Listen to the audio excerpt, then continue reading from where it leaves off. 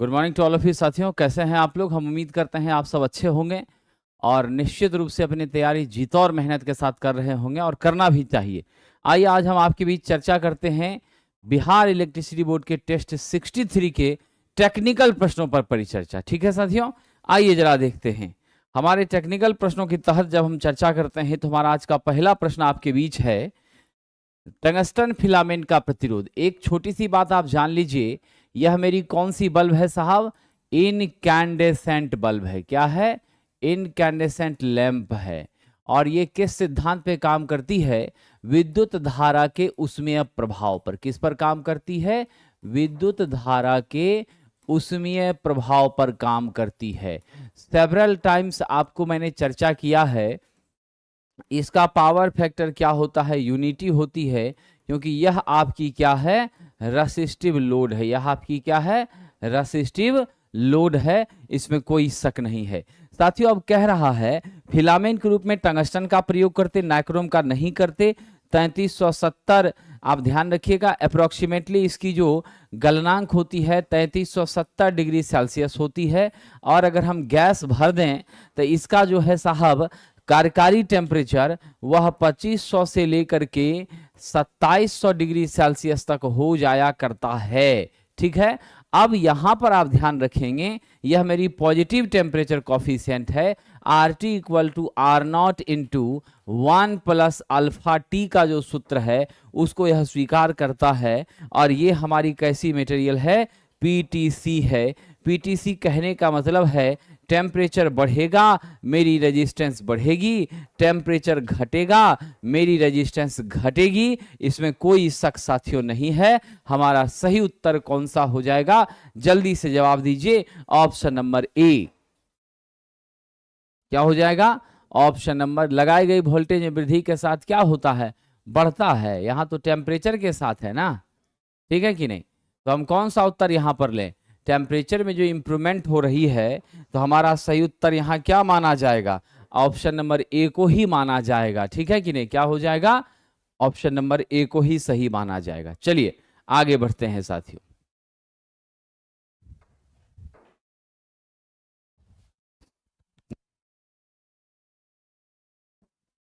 अगला कह रहा, अनुरूपित लेपन का प्रयोग पीसीबी में किया जाता है। पीसीबी का पूरा नाम है प्रिंटेड सर्किट बोर्ड। क्या नाम है इसका? Printed circuit board. आप कई जगह पर देखते होंगे इसका इस्तेमाल। ठीक है, कहाँ कहाँ पर इसका इस्तेमाल आप देखते हैं? आपका जो रेडियो वगैरह होता है, जितने भी इलेक्ट्रॉनिक सर्किटरी है, सब जगह आप देखते होंगे। आपके मोबाइल सब में भी क्या है? इसकी असेंबली बनी रहती है, उस पर हमने कई सारी चीज़ों को असेंबल करने का काम करते हैं। इस पे कह रहा है कि हम एक पतला लेप लगाते हैं। जो कन्फॉर्मल कोटिंग होती है ना, आप जानते हैं ये कन्फॉर्मल कोटिंग क्या होती है? ये बहुत ही पतली हल्की सामग्री से बनी होती है। क्या होती है? अत्यंत ही पतली लेयर होती है, वजन भी ना के बराबर, हल्की सामग्री से आपकी यह लेप लगी होती है। और इसका मुख्य उद्देश्य है वातावरण के प्रभाव से क्या करना? वातावरण के प्रभाव से आपका क्या करना? मुक्त रखना। क्या काम है इसका? वातावरण के प्रभाव से मुक्त रखना इसका काम है। यानी हमारे पीसीबी के जितने भी अवयव हैं उस पर एटमॉस्फेयर का कोई इम्पैक्ट नहीं आने देना। यानी स्पष्ट रूप से क्या हो जाएगा? नमी एवं मॉइस्चर एवं आपकी कंटामिनेशन का, धूल वगैरह का, ठीक है, मौसम के परिवर्तन का कोई असर इस पर नहीं आने देना। The option number B is correct. साथियों, एक छोटी सी बात यहां और आप जानकारी के लिए समझ लीजिए, इसमें एक्रेलिक, यूरेथेन और सिलिकॉन का प्रयोग करके इसको बनाते हैं। किसका प्रयोग करके बनाते हैं? एक्रेलिक, यूरेथेन व सिलिकॉन। इस तीनों के प्रयोग से इसको हम लोग क्या करते हैं? बनाने का साथियों काम करते हैं। चलिए अगला प्रश्न आपके बीच है, इलेक्ट्रिकल और इलेक्ट्रॉनिक उपकरण की सुरक्षा के लिए किस प्रकार का फ्यूज यूज करते हैं? आप सब तो जान ही रहे हैं, हमारा फ्यूज की जब चर्चा होती है हमारे दिमाग में तुरंत आ जाता है रीवायरेबल फ्यूज। ऐसी फ्यूज जिसमें वायर को क्या कर सकते हैं? डैमेज हो गया, शॉर्ट कर गया, दैट मीन्स कि आपका फ्यूज उड़ गया। जो फ्यूज तार हमारी पिघल जाती है तो निश्चित रूप से परिपथ ब्रेक कर जाता है, संपर्क आपका क्या हो जाता है, टूट जाता है, ठीक है कि नहीं, ध्यान रखिएगा। तो जब संपर्क आपका टूट जाता है तो संपर्क टूटने के बाद हम सेफ और सुरक्षित हो जाते हैं, इसमें कोई शक नहीं है। अब रही बात साहब कि ऐसी स्थिति में ध्यान रखिएगा, ऐसी स्थिति में हम लोग क्या करते हैं, ऐसी स्थिति में हम लोग फेरुल कॉन्ट्रैक्ट कार्टेज फ्यूज का क्या करते हैं, यूज करते हैं। क्या करते हैं, फेरुल कॉन्ट्रैक्ट कार्टेज फ्यूज का यूज करते हैं। यहां पर भी आप ध्यान रखिएगा, ऐसे फ्यूज में क्या होता है, इस जगह पर आपका एक इंडेक्स सर्किल होता है, जिस सर्किल में पेपर का जो है साहब यूज होता है। अगर वो पेपर ब्लैक हो गया तो आप समझ जाते हैं कि मेरी फ्यूज वायर क्या हो गई है, मेल्ट हो गई है। अगर वो पेपर ब्लैक नहीं हुआ इसका मतलब सब कुछ स्मूथ है। लेकिन एक दिक्कत ये है साहब, अगर ये डैमेज होती है, नुकसान होता है, डिस्कनेक्ट हो जाती है, संपर्क को तोड़ देती है, ऐसी परिस्थिति में इसका आप दोबारा से यूज नहीं कर सकते, इसमें वायर्स को बदलकर आप नहीं लगा सकते, ये नॉन रिवायरेबल होती हैं। डैमेज हो गया, खराब हो गया तो बस अब खराब हो गया, यानी अब आपको नया ही लगाना पड़ेगा साथियों। अब यहां एक छोटी सी बात को समझिए, नॉर्मली हम लोग यहां क्या करते हैं, लेड और टिन के मिश्र धातु का यूज करते हैं। इसकी क्षमता जो होती है 2 से लेकर के 60 एम्पियर तक के उपकरणों के लिए प्रायः हुआ करती है, ठीक है। तो हम लोग इन छोटी छोटी बातों को ध्यान रखेंगे। हालांकि अब फ्यूज को हमने किससे रिप्लेस कर दिया है साहब, अब हमने फ्यूज को रिप्लेस कर दिया है एमसीबी से, क्योंकि जो तार बदलना पड़ता था वो हमारे लिए समस्या का कारण होती थी। इसीलिए हम लोग क्या करते हैं, इस चीज का ध्यान रखते हैं कि हम अब वहां पर automatic operated system miniature circuit breaker का क्या कर लिया, हमने यूज कर लिया साहब, ठीक है। आइए आगे बढ़ते हैं। बताइए, अब इतना समय हो गया और आज आपको याद आया है कि हमारा फोटो और सिग्नेचर नहीं दिख रहा है। उसी समय आपको डाउनलोड करके एक्टिवली चेक करना चाहिए कि आपका क्या दिख रहा है, क्या नहीं दिख रहा है। और उसी समय सुधार के लिए विभाग को मेल किया जा रहा था, तो विभाग को आप उसी समय मेल कर देते तो निश्चित रूप से आपका सुधार होता। या अगर कहीं कोई कन्फ्यूजन रहती तो दोबारा से फॉर्म भरने का विकल्प था, आप वो कर लेते। अब आप क्या करेंगे, अब तो बहुत कुछ संभव नहीं है।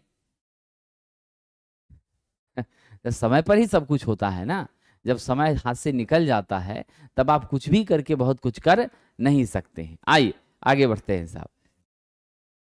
अगला प्रश्न, निम्नलिखित में कौन सा फ्यूज तत्व की विशेषता नहीं है। मेल्टिंग पॉइंट कम होना चाहिए, अच्छी बात है। कंडक्टिविटी कम होना ये अनर्थ है साहब। ऑक्सीकरण से प्रभावित नहीं हो ये अच्छी बात है। ओहमिक नुकसान कम से कम हो ये भी अच्छी बात है। तो हमारा ऑप्शन नंबर बी जो है यह स्वीकार करने लायक नहीं है, यह उचित नहीं है। तो राइट आंसर आपका क्या है, लो कंडक्टिविटी, ये विशेषता नहीं है। हमारी कंडक्टिविटी क्या होनी चाहिए, हाई होनी चाहिए। क्या होनी चाहिए, हाई होनी चाहिए। आइए आगे बढ़ते हैं। निम्नलिखित में से कौन सा इंडक्शन टाइप रिले का उदाहरण नहीं है। आइए दोस्तों ध्यान रखिएगा, हमारी जो इंडक्शन टाइप की रिले है उसका उदाहरण कौन सा नहीं है। क्वेश्चन थोड़ा सा मजेदार है। आप जानते हैं इंडक्शन रिले जो है भंवर धारा द्वारा क्या करती है साथियों। हमारी इंडक्शन टाइप रिले यह एडी करंट के माध्यम से, ध्यान रखिएगा, एडी करंट के माध्यम से, एडी करंट के द्वारा आपकी क्या होती हैं, यहां पर रोटेटिंग टॉर्क क्या होता है, हमारे डिवाइस के संचालन के लिए जो टॉर्क है उसका क्या होता है साहब, विकास होता है with the impact of eddy current.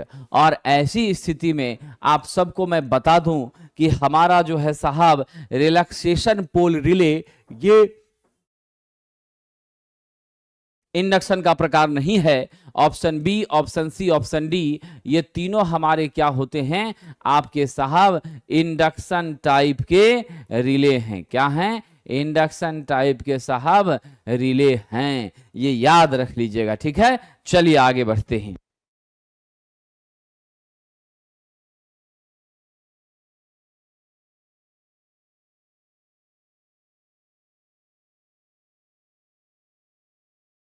आइए आगे बढ़ते हैं। परिपथ को डैश से सुरक्षित रखने के लिए ELCB का प्रयोग होता है। सबसे पहले तो आप जानते हैं ईएलसीबी का पूरा नाम है साथियों अर्थ लीकेज सर्किट ब्रेकर। क्या नाम है? अर्थ लीकेज सर्किट ब्रेकर। आप सब जानते हैं 100 मिली एम्पियर तक की क्षमता के लिए हम इसका प्रयोग कर रहे हैं, और मिली एम्पियर के रेंज में भी अगर करंट लीक करती है तो तुरंत यह उसको क्या करती है, अर्थ के साथ, अर्थ में इंपोर्ट कर देती है, अर्थ के साथ कनेक्शन होता है। इसकी विशेषता है शॉर्ट सर्किट वगैरह के फॉल्ट से, ओवरलोड से तो ये बचाता ही है, लेकिन सबसे पहली बात है कि यह और किस चीज से बचाता है साहब, यह अर्थ फॉल्ट से भी क्या करता है, हमें साहब सुरक्षा प्रदान करने का काम करता है। तो इसीलिए आप क्या जवाब देंगे? आपकी जो ईएलसीबी है ये ओवरऑल सेफ्टी करती है क्या? बिल्कुल ऐसी बात नहीं है साहब। हमारी ईएलसीबी सबसे महत्वपूर्ण चीज है, लीकेज करंट से सुरक्षा देती है, और जिस लीकेज करंट के कारण मनुष्य को झटका लग सकता है, और हम इसको ध्यान रखिएगा, इन्हीं सभी चीजों से बचने के लिए तो हमारे जितने भी उपकरण हैं उसके जो मेटालिक पार्ट हैं, उन मेटालिक पार्ट को हम किसके साथ जोड़ते हैं साहब? हम ग्राउंड के साथ क्या करते हैं? जोड़ने का काम करते हैं, जिससे हमारी लीकेज करंट क्या करे, धड़ल्ले से पृथ्वी में साहब प्रवेश कर जाए, और हमारा मनुष्य जीवन सुरक्षित रहे, हमारे उपकरण भी क्या रहे साहब, सुरक्षित रहे। ये ध्यान रखिएगा। नॉर्मली साहब जी राम, प्रभु राम को मेरा नमन है, लेकिन प्रभु राम आपको हम बता दें, इस कलयुग में आप आए हैं, यहाँ थोड़ी सी टेक्नोलॉजी आपके समय से अलग हो गई। आपके यहाँ तो पुष्पक विमान चलता था जो मन की गति से भी तेज चलता था, लेकिन यहाँ पर ध्वनि की गति से तेज चलने वाले विमान, पारासोनिक विमान आए हैं। इसलिए प्रभु राम आपसे मेरा निवेदन है कि हमारा जो एमसीबी है उसकी रेटिंग 0.5 से लेकर के 60 तक आपके बच्चों ने तय की है। आपके जो वैज्ञानिक बच्चे हैं उन लोगों ने कहां तक तय की है? अब नए समय में उन्होंने 0.5 से लेकर के कहां तक तय की है साहब? 60 तक तय की है। लेकिन IEEE और IS के आधार पर 2 से 63 तक उसको स्वीकार किया गया है। कहां तक स्वीकार किया गया है? 2 से 63 तक। जब IS और IEEE के आधार पर हो तो 2 से 63, और नॉर्मल स्ट्रक्चर की बात करें तो 0.5 से लेकर 60 तक हम लोग स्वीकार कर रहे हैं। कहां तक कर रहे हैं? 0.5 से लेकर 60 तक कर रहे हैं। ठीक है, 63 is the structure of standard. ठीक है, ऐसा नहीं है कि 63 पे नहीं करेंगे, वहां पर भी हम लोग करने का काम करते हैं। आइए आगे बढ़ते हैं। चलिए, लाइन रोधक उपकरण, रोधक और व्यास्तर की सबसे सरल सुरक्षा। तो साहब जी हमारा जो सिंपल मेथड है, जो लाइन अरेस्टर, या फिर हमारी जो साहब क्या होती है, आसमानी बिजली गिरती है उसके कारण हाई सर्ज होता है। क्या होता है? हाई सर्ज होता है। उस हाई सर्ज के कारण, ठीक है, हाई सर्ज के कारण ध्यान रखिएगा हम क्या इस्तेमाल करते हैं, किस चीज का इस्तेमाल करते हैं। तो इन सभी चीजों से बचने के लिए एक बहुत ही सिंपल सा आपका क्या होता है, हमारा साहब दंड अंतराल। क्या कहते हैं उसको? दंड अंतराल कहते हैं। ध्यान रखिएगा, यानी रॉड गैप कहते हैं। और ये रॉड गैप यहां और यहां इसके बीच में ऐसा आपका रहता है, और जैसे कोई फॉल्ट आती है सेपरेशन करते हैं दूर, वो बड़ा सा जो हैंडल है आपका, रड है, वो डिस्टेंस मेंटेन करता है, और एयर ही वहां पर आर्क क्वेंचिंग मीडियम के रूप में प्रयोग होता है। हवा का ही इस्तेमाल वहां पर साहब डाइलेक्ट्रिक मीडियम के रूप में होता है, क्योंकि आप सब विद्वान हैं और जानते हैं कि हमारी हवा दुनिया की सबसे सस्ती क्या होती है, इंसुलेटर होती है। कोई खर्च हमें करना नहीं पड़ता है, लेकिन उस हवा का संरक्षण भी हम मनुष्यों के लिए अत्यंत जरूरी है। अन्यथा हमें पीठ पर ऑक्सीजन सिलेंडर लाद करके साहब चलना पड़ेगा। अभी तो किताबों का बस्ता लादते हैं, लेकिन वो समय भी दूर नहीं है जब ऑक्सीजन सिलेंडर लादना पड़ेगा। इसलिए पर्यावरण की संरक्षण और सुरक्षा हम सभी का कर्तव्य है, किसी एक व्यक्ति की जिम्मेदारी नहीं है साहब। तो राइट आंसर क्या यहां पर दे दें? दंड अंतराल का हम क्या करते हैं? सिंपल वे में प्रयोग करते हैं, बेसिक रूप में प्रयोग करते हैं। आइए विद्वान, बड़ा ही अच्छा प्रश्न है, निम्नलिखित में कौन सी अरेस्टर में सिंह के आकार की धातु आपकी लगी होती है? सिंह आपने देखा होगा हमारे गाय, बैल, भैंस, ये सभी जो जानवर होते हैं उनकी सुरक्षा के लिए होता है। अगर इसको कोई खतरा है तो अपने सींग से ही वह क्या करता है, अपने खतरे को टालने का काम करता है। ये नाम से ही संस्कार समझ में आ रहा है, ये हॉर्न गैप अरेस्टर है। क्या है साथियों? हॉर्न गैप अरेस्टर है। ऑप्शन नंबर आपका क्या हो जाएगा? बी हो जाएगा। देखिए बड़ा ही अच्छा प्रश्न संजय जी आपने कहा है। संजय जी आपसे मैं कई बार कह चुका हूं, आप तो अनुभवी छात्र हैं, इसका पीडीएफ टेलीग्राम पर देना संभव नहीं है। इसकी पीडीएफ के लिए प्लेटफॉर्म ऑनलाइन टेस्ट एप्लीकेशन को डाउनलोड करना होता है और उस टेस्ट को डाउनलोड करने के बाद सेशन 7 के नाम से बीएसपीएससीएल का फुल टेस्ट वहां पर उपलब्ध है, जिसमें आप टेस्ट भी दे सकते हैं अनलिमिटेड टाइम, अपने स्कोर को भी क्रॉस वेरीफाई कर सकते हैं और वहां टेक्निकल प्रश्नों और कंप्यूटर का परिचर्चा भी आपको मिल जाएगा। वहां से पीडीएफ आपको डाउनलोड होगा विथ सॉल्यूशन। टेलीग्राम पर इसका पीडीएफ भेजा नहीं जाता है और फिलहाल भेजने का कोई यहां पर इरादा भी नहीं है। जो बातें हैं मैं आपको स्पष्ट बता दे रहा हूं, इसीलिए आपको यह सुख प्राप्त नहीं हो पाएगा, थोड़ा सा कष्ट आपको उठाना पड़ेगा। चलिए आगे बढ़ते। तो हमारा राइट आंसर क्या है? Horn gap lightning arrester. विद्यार्थियों इसका इस्तेमाल हम लोग सब स्टेशन वगैरह पर करते हैं और ये क्या करती है, हवा की छोटी दूरी के साथ, ये हमारी क्या करती है, हवा की छोटी दूरी के साथ आपके आर्क को क्वेंच करती हैं और इस सेपरेशन के माध्यम से हमें निश्चित रूप से सुरक्षा प्रदान करने का काम करती है। क्या करती है? सुरक्षा प्रदान करने का काम करती है। चलिए आगे बढ़ते हैं। अगला प्रश्न साहब, कंसील्ड कंड्यूट वायरिंग में सैंडल स्विच को बॉक्स से लगभग कितनी दूरी पर लगाया जाता है? यदि बॉक्स हमारा है तब हम कंसील कंड्यूट या फिर कंड्यूट सरफेस कंड्यूट कर रहे हैं, तो ऐसी स्थिति में बॉक्स से मात्र 30 सेंटीमीटर की दूरी पर हम क्या करेंगे, तो साहब सैंडल को लगाएंगे। सैंडल ही हमारा आपके कंड्यूट के पाइप को वाल के साथ अटैच कराता है और इसका संपर्क मजबूती के साथ टिका कर रखता है। इसीलिए हम उत्तर यहां क्या ले लेंगे साहब?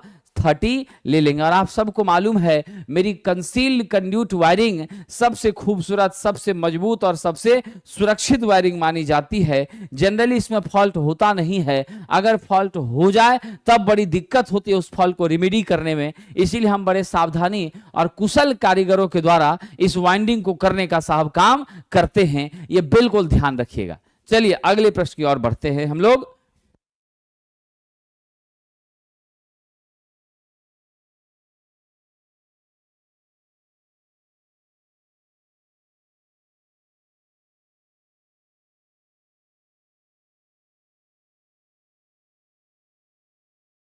आइए आगे बढ़ते हैं। सामग्री का वह गुण इसमें पैदा हुए चुंबकीय फ्लक्स का विरोध करता है, क्या कहलाता है साहब? आप जानते हैं हमारी जो कंडक्टर है उस कंडक्टर में इलेक्ट्रॉनों का जो प्रवाह हो रहा है, ठीक है, उसके बिल्कुल विपरीत मेरी धारा जा रही है और उस धारा का विरोध करने के लिए यहाँ क्या होता है? रेसिस्टर होता है। क्या होता है साहब? रेसिस्टर होता है। क्या होता है? रेसिस्टर होता है। लेकिन ठीक उसी प्रकार से आप ध्यान दीजिएगा कि हमारे चुंबकीय क्षेत्र में, हमारे मैग्नेटिक कोर में आपके फ्लक्स के प्रवाह का, फ्लक्स के एसोसिएशन का विरोध करने का काम कौन करता है? रिलक्टेंस करता है। कौन करता है साहब?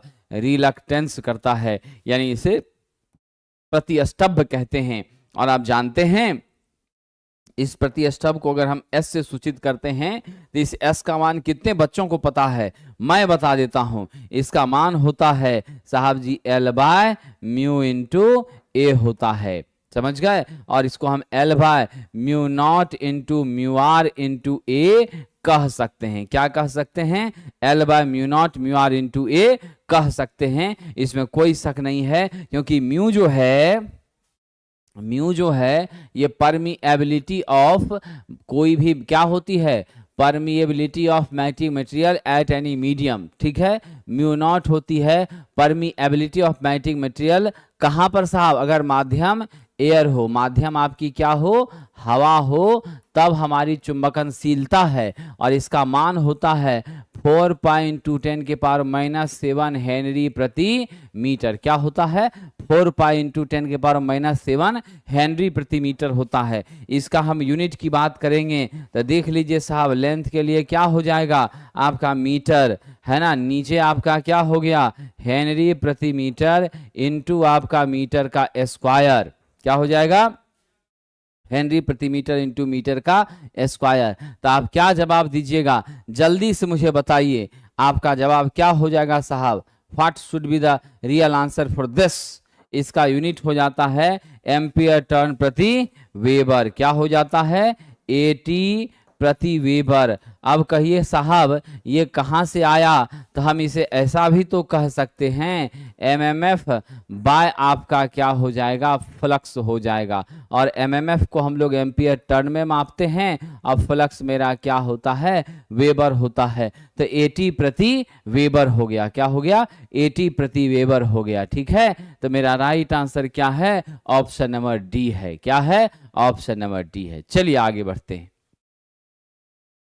एसी परिपथ में पटलित लोहे को अस्थिरता से डैश के लिए इस्तेमाल किया जाता है। जैसे ही आपका लेमिनेटेड आयरन की बात हो गई, तो लेमिनेटेड आयरन शब्द से तो आप तुरंत एक छोटी सी बात दिमाग में आपके चली आती है कि जैसे ही शब्द आ गया लेमिनेशन यानी लेमिनेटेड कोर, तो आप जान रहे हैं ना लेमिनेटेड करने के पीछे जो मेरा उद्देश्य है वह क्या है, लेमिनेटेड करने के पीछे मेरा उद्देश्य है सिर्फ किसको रिड्यूस करना साहब जी, आपकी एडी करंट लॉस को क्या करना, रिड्यूस करना।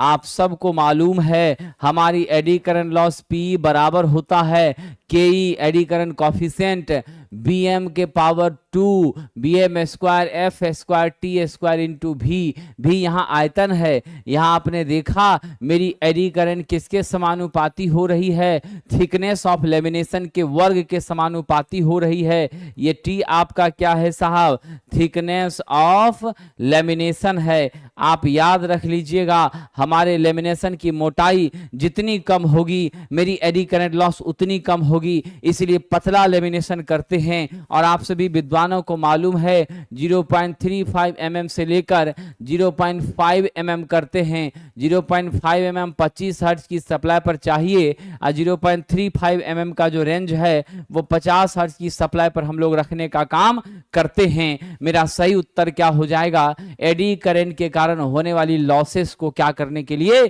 कम करने के लिए, क्या करने के लिए, एडी करंट लॉसेस को रिड्यूस करने के लिए। चलिए साहब, now the next question, DC परिपथ का पावर फैक्टर होता है, तो हम सब जानते हैं डीसी सर्किट में साहब जी, डीसी सर्किट में हमारा भी वो आई के बीच फेज अंतर कितना, आई के बीच फेज अंतर आप ध्यान रख लीजिएगा शून्य होता है। क्या होता है, शून्य होता है, फेज अंतर बिल्कुल भी नहीं होता है। तो जब फेज अंतर नहीं होता है तो मेरा पावर फैक्टर क्या है, cos phi, cos phi equal to cos 0 degree, cos 0 का मान कितना 1, तो मेरी पावर फैक्टर क्या हो जाएगी, यहां से ध्यान दीजिएगा यूनिटी हो जाएगी। कितनी हो जाएगी मेरी पावर फैक्टर, यूनिटी हो जाएगी। आपका साहब जी ऑप्शन नंबर क्या हो जाएगा, ए, क्या हो जाएगा ए, बिल्कुल सही जवाब है साहब।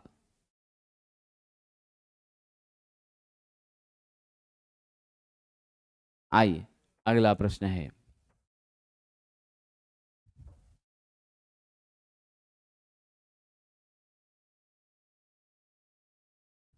अगला प्रश्न है आईई नियम इंडियन इलेक्ट्रिसिटी रूल 1956 के आधार पर जितने भी विद्युतमय चालक या भूसंपर्कन हैं उनके बीच 1 मिनट की अवधि के लिए लगाए गए 500 वोल्ट के वोल्टेज पर मीडियम और लो वोल्टेज वाले इंस्टॉलेशन का विद्युत रोधन। तो देखिए आई नियम 1956 के आधार पर विद्युत रोधन का मान न्यूनतम यदि होगा तो वह 1 मेगा ओम होगा। इससे कम तो बिल्कुल भी साहब नहीं चलेगा, इससे कम एकदम एक्सेप्ट नहीं किया जाएगा। राइट आंसर हम किसे दे दें, ऑप्शन नंबर सी को दे दें। और आप सभी विद्वानों को तो मालूम ही है 1 मेगा ओम को क्या लिखा जा सकता है? 1 इंटू 10 के पावर 6 ओम लिखा जा सकता है। इसी को साहब 10 लाख ओम भी लिखा जा सकता है, ये आप सब जानते हैं। बिल्कुल, चलिए अगले प्रश्न की ओर चलते हैं। 1 मेगा ओम से कम कतई नहीं होना चाहिए। The minimum value should be 1 mega ohm, हमेशा 1 से ज्यादा ही रहे, यही मेरी कोशिश रहती है। चलिए, प्लेट अर्थिंग में प्लेट किस सामग्री का बना होता है? प्लेट अर्थिंग में प्लेट या तो जीआई का बना होता है या कॉपर का होता है। जीआई का होता है तो 60 बाय 60 सेंटीमीटर इंटू 6.35 क्या होता है? एमएम होता है। कॉपर रहता है तो 60 बाय 60 आपका सेंटीमीटर इंटू आपका साहब 3.15 मेरी क्या होती है? मोटाई हो जाती है एमएम में साहब। तो ये आपकी थिकनेस है, ये थिकनेस है, ये दोनों लंबाई और चौड़ाई है। और जब भी प्लेट को लगाया जाता है तो हम साहब जी वर्टिकली ही क्या करते हैं? वर्टिकली ही प्लेस करने का काम करते हैं। ऑप्शन नंबर सी यहां पर तांबा ही दिया है, इसलिए इसी को यहां पर लेना मेरे लिए उचित है। डीसी जनरेटर का कार्य डैश के उत्पादन के सिद्धांत पर आधारित है। तो सब लोगों को मालूम है डीसी जनरेटर में क्या होता है। डीसी जनरेटर में ये दोनों बातों पर आप टिकते हैं। रोटेटिंग इलेक्ट्रिक फील्ड यहां होती है नहीं साहब, हमारी यहां पर क्या होती है? अस्थिर चुंबकीय क्षेत्र होता है, और उस अस्थिर चुंबकीय क्षेत्र के बीच में मेरी रोटेट क्या करती हैं? रोटर, और उसी रोटर पर क्या असेंबल होता है? आर्मेचर। और इस अस्थिर चुंबकीय क्षेत्र को जब घूमता हुआ आर्मेचर कट करता है तो ईएमएफ इंड्यूस होती है। इसीलिए साहब मेरा राइट आंसर क्या होगा? Dynamically induced EMF. क्या हो जाएगा? Dynamically induced EMF. और आप जानते हैं यहां जो हमारी ईएमएफ उत्पन्न होती है उसका कितना मान होता है मेरे विद्वानों? जल्दी बताइएगा। आप सब की विद्वता जो है अपने चरम पर है और आप सब काफी मेहनत कर रहे हैं। जरा मुझे बताने का कष्ट करिएगा, यहां पर क्या होता है? E बराबर B I L sine theta कि बी एल भी साइन थीटा? यही प्रश्न है, यहीं पर मामला अटक रहा है। क्या होता है साहब, बताइए? बी एल भी साइन थीटा होता है। क्या होता है? बी एल भी साइन थीटा होता है। जहां बी आपका मैग्नेटिक फ्लक्स डेंसिटी है, एल हमारी लेंथ है, भी आपका क्या है साहब? वेग है, और हमारी साइन थीटा आपके एंगुलर पोजीशन की चर्चा है। और जो बताती है साहब क्या? डायनामिकली इंड्यूस्ड ईएमएफ को। किसको बताती है? डायनामिकली इंड्यूस्ड ईएमएफ को बताती है। चलिए अगला प्रश्न। यदि एक डीसी जनरेटर के ब्रश होल्डर को रॉकर से इंसुलेटेड नहीं किया जाए, क्या हो जाएगा? रॉकर से इंसुलेटेड नहीं किया जाए तब क्या होगा? ठीक है, तब क्या होगा? आइए साहब। धनंजय जी आप कह रहे हैं कि सर आप बहुत हार्ड क्वेश्चन देते हैं। आपके सभी साथी कह रहे हैं पूरे हिंदुस्तान में आपसे आसान क्वेश्चन कोई नहीं देता। अब आप सही हैं कि आपके मित्र सही हैं, ये फैसला तो जनमत से होगा, है कि नहीं है? पूरे हिंदुस्तान में सबसे आसान क्वेश्चन मैं देता हूं, ऐसा आपके साथी कहते हैं, और आप कहते हैं सर आप हार्ड क्वेश्चन दे रहे हैं। चलिए आनंद लीजिए, मजे से पढ़िए और निश्चित सफलता प्राप्त कीजिए, यही सबसे बड़ा लक्ष्य होना चाहिए। यदि एक डीसी जनित के ब्रश होल्डर को रॉकर से हम लोग क्या करते हैं? इंसुलेटेड नहीं करें, तो आप जानते हैं रॉकर हमारा कहां होता है? जो आपका राइजर का भाग है हमारे कम्यूटेटर में, जिस भाग के माध्यम से आप किसको कनेक्ट कर रहे हैं? आर्मेचर की वाइंडिंग को क्या कर रहे हैं? हम साहब जोड़ने का काम कर रहे हैं कम्यूटेटर से। और हमारी ब्रश जो होती है वो गियर बॉक्स के माध्यम से जुड़ी होती है। क्या होती है? गियर बॉक्स के माध्यम से जुड़ी होती है। ठीक है। अब यहां पर क्या होता है ध्यान रखिएगा, गियर बॉक्स के माध्यम से क्या होती है, जुड़ी होती है। ऐसे सिचुएशन पर वह गियर बॉक्स ही पोजीशन को सेटलमेंट करता है और एमएनए के हिसाब से, ध्यान रखिएगा, एमएनए के हिसाब से हमारे साहब आर्मेचर के रिएक्शन को भी मेंटेन करते हुए आपका ब्रश शिफ्ट होता रहता है मैग्नेटिक न्यूट्रल एक्सिस के रिस्पेक्ट में। क्या होता है, मैग्नेटिक न्यूट्रल एक्सिस के रिस्पेक्ट में। ठीक है, अब यहां पर ध्यान रखिएगा, अब क्या होता है ऐसे सिचुएशन में पढ़े लिखे विद्वानों, बात तो बड़ी गंभीर है हमारी। अगर यहां इंसुलेशन नहीं मेंटेन होगा तो आपका ये क्या बना हुआ है, हार्ड ड्रॉन कॉपर का बना हुआ है। किसका बना हुआ है मेरा कम्यूटेटर, हार्ड ड्रॉन कॉपर का बना हुआ है। और इस हार्ड ड्रॉन कॉपर के बड़े होने के कारण अगर इंसुलेशन नहीं होगा तो यहां पर बहुत ज्यादा क्या होगी, स्पार्किंग होगी, और फिर उस स्पार्किंग के कारण आपकी वाइंडिंग तो जल ही जाएगी, आपका पूरा सिस्टम है क्या हो जाएगा, स्पॉइल कर जाएगा, आपका सपना ही रह जाएगा आउटपुट प्राप्त करने का। इसीलिए विद्यार्थी जी यहां पर राइट आंसर क्या होगा, यंत्र के कम्यूटेटर पर भारी स्पार्किंग होगी अगर आप वहां पर विद्युत रोधित सिस्टम सेट नहीं करेंगे। रॉकर आर्म और ब्रश के बीच आप होल्डर को रॉकर आर्म से इंसुलेटेड नहीं करेंगे तो ये प्रॉब्लम्स तो आपको झेलनी ही पड़ेगी, कोई उपाय फिर आपके पास नहीं बचता है। कम्यूटेशन विद्युत प्रवाह में एक परिवर्तन है जो किस आर्मेचर में डैश के प्रभाव से गुजरने पर होता है। साहब ये कम्यूटेशन की बात जैसे ही हम करते हैं तो कम्यूटेशन सिंपली होती है the direction of reversal of current. क्या होती है, the direction of reversal of current, यानी धारा के दिशा में परिवर्तन, व्युत्पन्न, उसका उल्टा हो जाना। ठीक है, और ये कम्यूटेटर जो है ये एक डिवाइस है, मैकेनिकल रेक्टिफायर है, जो काम क्या करती है, that convert AC into DC, जो एसी को किसमें बदलने का काम कर रही है, डीसी में बदलने का काम कर रही है। तो हमारी यहां पर क्या होती है, इस प्रश्न में आप ध्यान दीजिएगा, ऐसे सिचुएशन में आपका एक पोल से अगले पोल के प्रभाव, मतलब आर्मेचर के एक पोल से अगले पोल के प्रभाव से गुजरने पर यह होता है। दैट मीन्स हम पोजीशन को चेंज करते हैं to minimize the armature reaction, and it means आपका जीएनए तो हमेशा कांस्टेंट रहता है लेकिन एमएनए आपकी क्या होती है, शिफ्ट होती है। और उस एमएनए के रिस्पेक्ट में हम बड़े आराम से क्या करते हैं साथियों,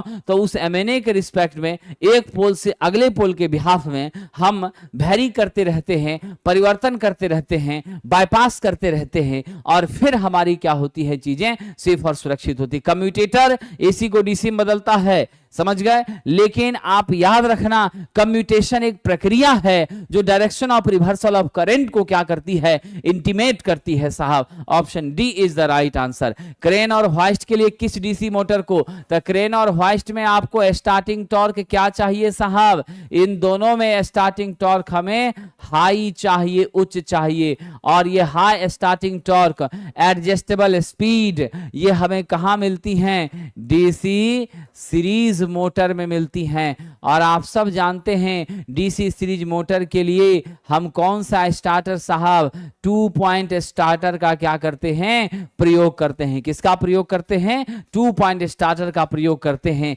आपका बिना किसी चिंता के उत्तर क्या हो गया, सीरीज मोटर। क्या हो गया साहब, सीरीज मोटर हो गया। चलिए आगे बढ़ते हैं। निम्नलिखित में से कौन सी विधि समुद्री जल से विद्युत शक्ति उत्पादन करने के लिए ज्यादा फायदेमंद और लाभदायक है। आप सभी छात्रों को मैं बता दूं, हमारे समुद्री जल के माध्यम से जो विद्युत उत्पादन होता है उसे हम क्या कहते हैं साहब जी, टाइडल कहते हैं कि ओशियन कहते हैं। ये दोनों तो मेरा खत्म हो गया, यहाँ 3 है, वेव है, ओशियन है और टाइडल है। इसी तीनों पर मामला अटक रहा है, इस तीनों में से कौन सा ज्यादा सही है। तो मेरे सभी साथियों आप ध्यान रखना, जो सबसे इफेक्टिव और ऑथेंटिक मेथड है वो आपका टाइडल पावर है, और ये टाइडल पावर की जो दक्षता होती है 80% तक होती है। कोई एटमॉस्फेरिक पॉल्यूशन नहीं होता है, यह बिल्कुल आपका पॉल्यूशन फ्री है, और यह भी आपकी क्या है, गैर परंपरागत स्रोत है। क्या है साहब? गैर परंपरागत स्रोत है, रीन्यूएबल सोर्स ऑफ एनर्जी है साथियों, ये हमेशा याद रखना। तो एटमॉस्फेरिक का इंपैक्ट भी ना के बराबर, और हमारी निश्चित रूप से उत्पादन भी ठीक ठाक हो जाती हैं, और हम इसके द्वारा हमारी इफिशिएंसी भी काफी अच्छी है। तो ज्यादा बेहतर आंसर कौन है? Tidal power plant. साथियों कह रहा ओपन साइकिल गैस टरबाइन की अधिकतम इफिशिएंसी क्या होगी? गैस टरबाइन का जब यहां इस्तेमाल हो रहा है तो नाम से संस्कार परिलक्षित होता है। आप सब जानते हैं कि इसमें जो है आपका मूल चक्र, यानी आपके लिए यहां पर प्राइमरी स्टेज में जो सबसे पहला और सबसे महत्वपूर्ण डिवाइस है वह क्या है साहब? वह गैस टरबाइन है। आपसे बार बार यह भी प्रश्न पूछा जा रहा है कि गैस टरबाइन का प्राथमिक एलिमेंट, कह रहा कि गैस पावर प्लांट का प्राथमिक एलिमेंट क्या है? तो आप जवाब देते हैं गैस टरबाइन। इसी की मदद से, हालांकि हम सब जानते हैं ओपन साइकिल है तो 50% इसकी क्या होगी? मैक्सिमम दक्षता होगी साथियों। और यह आजकल तो हम लोग इन सभी चीजों पर विशेष ध्यान देने लगे हैं। जो आपका बायोगैस है, बायोमास है, उन सभी का प्रयोग करके विद्युत ऊर्जा का क्या किया गया है? उत्पादन किया गया है। क्या किया गया साहब? उत्पादन किया गया है, इसमें कोई शक नहीं है। चलिए आगे बढ़ते हैं। देखिए शिवम राज साहब, किस पर धांधली का आरोप लगा है, इसका कोई तथ्यात्मक अगर आपके पास विवरण हो तो आप जरूर उसकी पुष्टि करिए, और उस तथ्यात्मक विवरण को लेकर के आप एक PIL जो है पटना हाईकोर्ट में डाल दीजिए। मान लीजिए कोई कंपनी है जिस कंपनी पर आपको शक हो रहा है और उसका कोई प्रूफ आपके पास है, तो मुझे लगता है कि आप एक PIL दायर करके उस कंपनी के बाबत पटना हाईकोर्ट में एक पिटीशन दे दीजिए कि आगामी परीक्षा के लिए जिस कंपनी का चयन किया जा रहा है वह कंपनी विश्वसनीय नहीं है। उस कंपनी पर विगत वर्षों में इस परीक्षा में यह प्रॉब्लम, परेशानियों का आरोप लगा है। कृपया करके उसका साक्ष्य भी मैं सबमिट कर रहा हूं। माननीय न्यायालय इस पर संज्ञान ले और उक्त कंपनी को परीक्षा कराने से रोक दे। इस बाबत आप एक PIL दायर करिए। कहीं कोई कठिनाई महसूस होगी तो आपकी मदद मैं जरूर करूंगा। तो इस पर आपको थोड़ा सा स्टेप लेना पड़ेगा। किसी को तो मान लीजिए आगे आना पड़ेगा ना। अगर मान लीजिए सब लोग घर में ही रह गए तो फिर कैसे बदलाव होगा, कैसे चीजें बदलेंगी?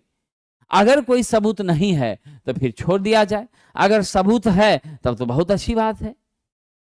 चलिए आगे बढ़ते हैं।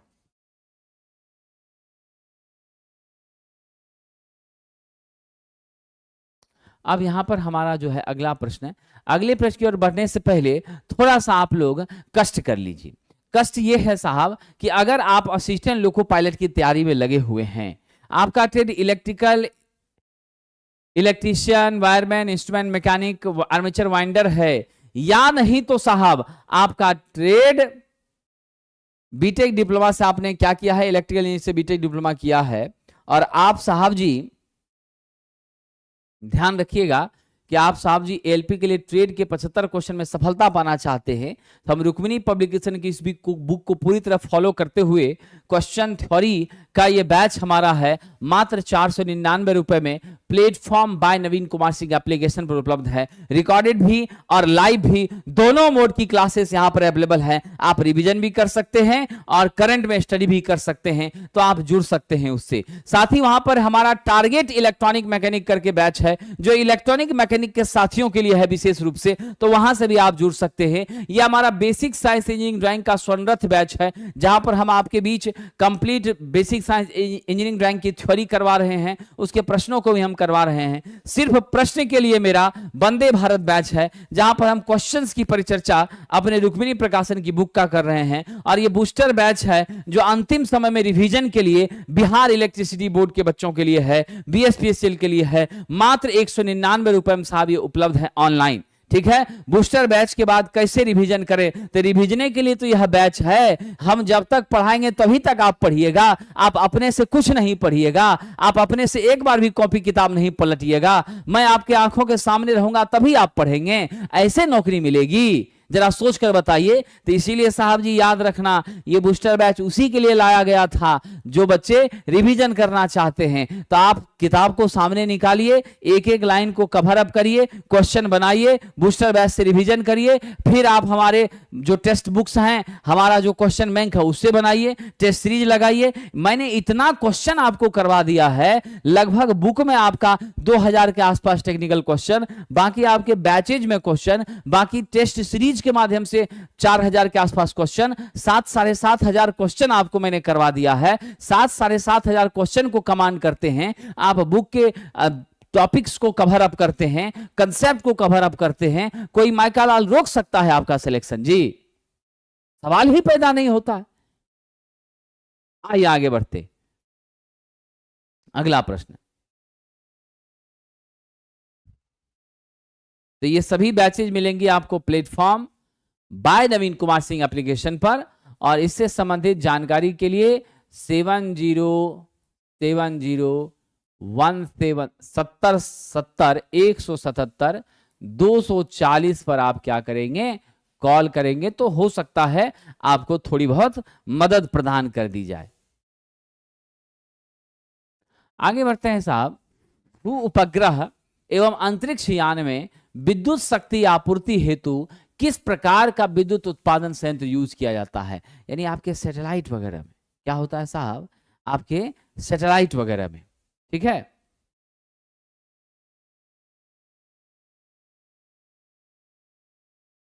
तो हमारी जो विद्युत शक्ति की आपूर्ति है सैटेलाइट वगैरह में, स्पेस शटल्स वगैरह में, वहां पर किसके माध्यम से होता है? तो साहब वहां पर क्या होता है, ध्यान रखिएगा, हम लोग सौर पैनल का यूज करते हैं, ध्यान रखेंगे। और ये सौर पैनल आपके सिलिकॉन से बना होता है। किससे बना होता है? आपके सिलिकॉन से बना होता है। और साथियों ध्यान रखिएगा, सिलिकॉन की क्या होती है? ताप सहन शक्ति, ताप सहनीय क्षमता। इसकी ताप सहनीय क्षमता क्या होती है साहब? अधिक होती है। क्या होती है? इसकी ताप सहनीय क्षमता अधिक होती है। इसे आप सदैव ध्यान रखेंगे साथियों, ठीक है। क्या होती है? टेम्परेचर बीरिंग कैपेसिटी इसकी ज्यादा होती है। और हम बिल्कुल भी इसका प्रयोग यहां पर इसके निर्माण में जर्मेनियम का प्रयोग नहीं करते, 90% से कम पर ही क्या होता है, ठीक है, ध्यान रखिएगा साहब, 90% से 90 डिग्री सेल्सियस से कम पर ही आपका जर्मेनियम क्या होने लगता है? फेल होने लगता है। इसलिए उच्च ताप क्षमता के लिए किसका यूज? सिलिकॉन का। और उसी से बनता है आपका सोलर पैनल। फोटोवोल्टाइक सिस्टम पर वह काम करता है, पीवी सेल ही इसको करते हैं। फोटोवोल्टाइक इफेक्ट जो है उसी पर काम करता है। हम लोग इसके ऊर्जा को यानी इसकी कार्य क्षमता को बढ़ाने पर दिन रात प्रयत्नशील हैं। और आप तो जान ही रहे हैं सोलर के क्षेत्र में भारत ने बहुत अच्छा काम किया है, अभी और काम करना है और धीरे धीरे चीजों को और बढ़ाना है। आइए आगे बढ़ते हैं साहब। चलिए देखिए, एक छोटी सी बात बताता हूं। ये सारी जो सवाल हैं देवगुप्ता जी, आप अपने इन सवालों को क्लासेस के समय में पूछिए। मैंने सैकड़ों बार कह दिया है, कि ये बैचेज कब खत्म होगी। एक चैप्टर बचा हुआ है, 2 से 3 दिन में आपकी बूस्टर बैच समाप्त होने वाली है। ये सारी जानकारी जब बैचेज के दौरान आप पूछिए, अननेसेसरी यहां पर पूछ करके आप अभी के डिस्कशन में व्यवधान डालने का कोशिश करते हैं। इससे यह साबित होता है कि जब पढ़ाई हो रही होती है उससे तो आपको मतलब नहीं रहता है। उस समय तो लाइव में आके आप पढ़ते नहीं हैं, उस समय तो आप रजाई ओढ़कर सोए रहते हैं। और अभी आपको चिंता होती है कि कब हमारा सिलेबस कंप्लीट होगा। भैया आपका परीक्षा का समय अभी आया नहीं है और आपका सिलेबस देख लीजिए, मैंने सभी बैचेज को ऑन टाइम खत्म कर दिया। विद्युत बैच आज से 6 महीना पहले खत्म हो गया, रामबाण बैच 3 महीना पहले खत्म हो गया, बूस्टर बैच 2-3 दिन में समाप्त हो रहा है, बुद्धा बैच 2-2.5-3-4 महीना पहले खत्म हो गया। आपकी कोई भी ऐसी बैचेज नहीं है जो आपके समय से विलंब खत्म हुई हो, सब अपने समय पर समाप्त हुई है। कोई भी ऐसी बैचेज नहीं कि आपको खींच करके परीक्षा तक ले जाना है, एकदम नहीं है साहब, ध्यान रखिएगा। बायोगैस का उत्पादन, अब रही बात कि टेलीग्राम पर रिजल्ट अपडेट नहीं होता है, तो आप ऑफलाइन टेस्ट देने जब आते हैं, तो आप ऑफलाइन टेस्ट में जब आते हैं तो हमारे उच्च अधिकारियों से ऑफिस में जाकर के आप आग्रह अनुनय कर लीजिए और हमारे उच्च अधिकारियों से आप निवेदन कर लीजिए कि क्यों ये परेशानी हो रही है। मेरे अधिकारी आपको संतुष्ट कर देंगे, वो आपको उचित जवाब दे देंगे, जिससे आपके भी मन की दुविधा दूर हो जाएगी, ठीक है ना।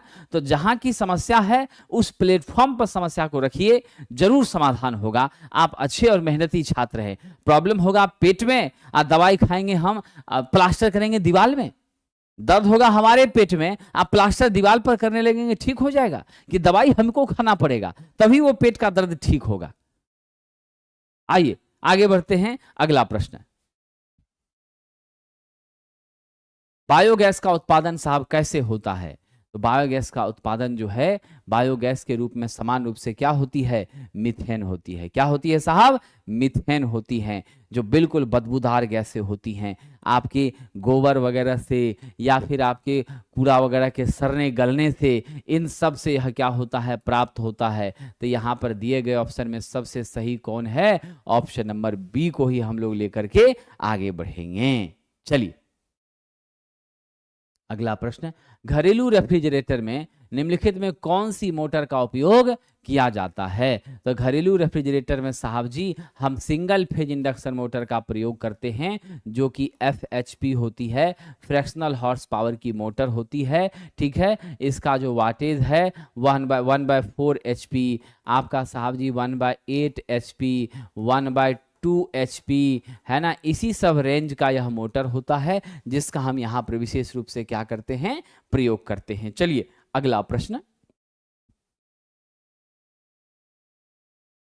Vacuum cleaner, food mixer, supply, सिलाई मशीन आदि जैसे घरेलू उपयोगों में सामान्यतः किस मोटर का प्रयोग किया जाता है? तो वैक्यूम क्लीनर जैसे आ गया, फूड मिक्सर जैसे आ गया, तो ये दोनों चीज़ तो सीधा सीधा इंडिकेट कर दिया कि उच्च स्टार्टिंग टॉर्क, AC/DC दोनों पर चलने वाली मोटर, और स्पीड का मान भी 3000 से लेकर के 20,000 तक, 14,000 तक, 25,000 तक, है कि नहीं है। तो इस हिसाब से चीज़ें आपकी क्या हैं? अलग अलग। तो ऐसी स्थिति में साहब मेरा जवाब क्या हो जाएगा? मेरा जवाब होगा यूनिवर्सल मोटर। और आप सब जानते हैं यह AC/DC दोनों पर संचालित होती हैं। इतना ही नहीं विद्यार्थी जी, आप यह भी ध्यान रखिए, यह साहब 400 वाट से लेकर के 600 वाट तक के पावर को कंज्यूम करती है। अगर सिंगल पूछा जाए घरेलू मिक्सर में, तो आप सिर्फ और सिर्फ क्या करेंगे?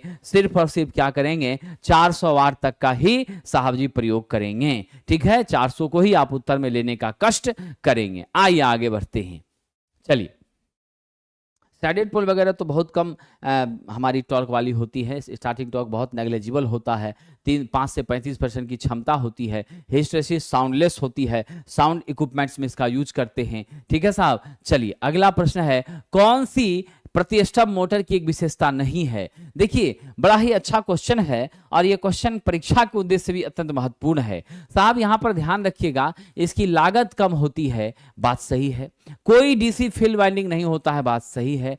मेंटेनेंस वगैरह आसान होता है, बात सही है। लेकिन यह कह देना कि पावर फैक्टर को यह उच्च मेंटेन करता है, यह कहीं से भी साहब उचित नहीं लगता है। So we consider which one is the right answer for this question? Option number B is right for this question. यह जो हमारा रिलक्टेंस मोटर है, वहां पर यह बातें कहीं से भी साहब सुटेबल नहीं फिट बैठती हैं, इसलिए हाई PF के लिए यह डिजाइन नहीं किया गया है, यह ध्यान रखेंगे। चलिए साहब अगला प्रश्न है, एक सिंगल फेज इंडक्शन मोटर को एक पंप से जोड़ा जाता है, और मोटर पंप सेट की संयुक्त दक्षता कंबाइंड एफिशिएंसी कितनी है? 60% है, और पंप की एफिशिएंसी कितनी है? 80% है। आपसे पूछ रहा है मोटर की एफिशिएंसी क्या होगी? तो साहब जी आप जानते हैं कंबाइंड मतलब एटा total, that becomes Etah mechanical into आपका एटा क्या हो जाएगा?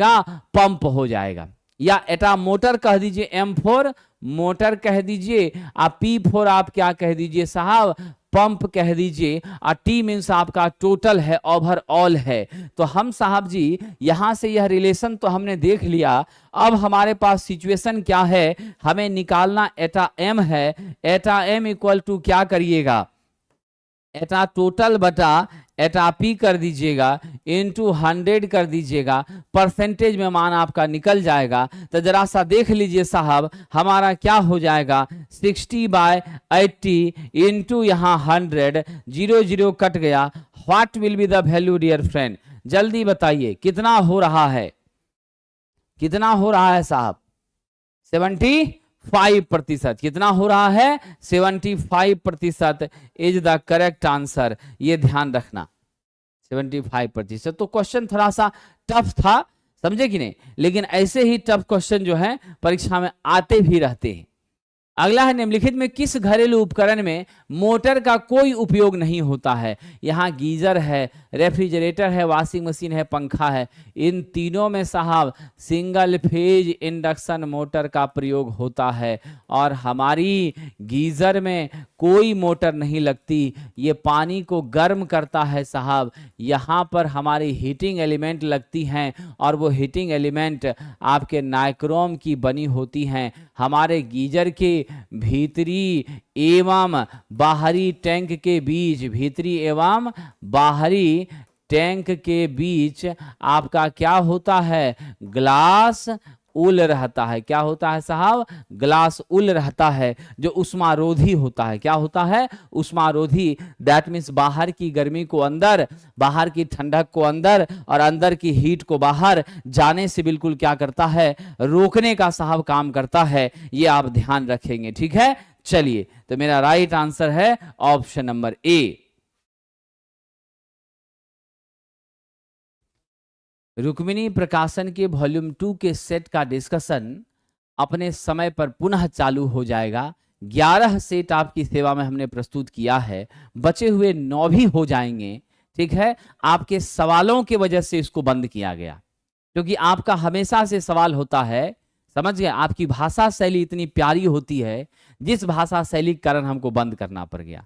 क्यों, परीक्षा कब होगा, कौन कंपनी टेंडर ले रहा है, क्यों ऐसा हो गया, क्यों मास्टर तुम कुछ नहीं कर रहे हो, कब तुम कुछ करोगे, खाली तुम कोर्स बेचते हो, तुम कभी ऑफिस नहीं जाते हो। लेकिन ये सब आरोप लगाने वाले लोग ये भूल गए कि इस वैकेंसी को लाने के लिए इस मास्टर ने आपकी कितनी मदद की, ये आप भूल गए।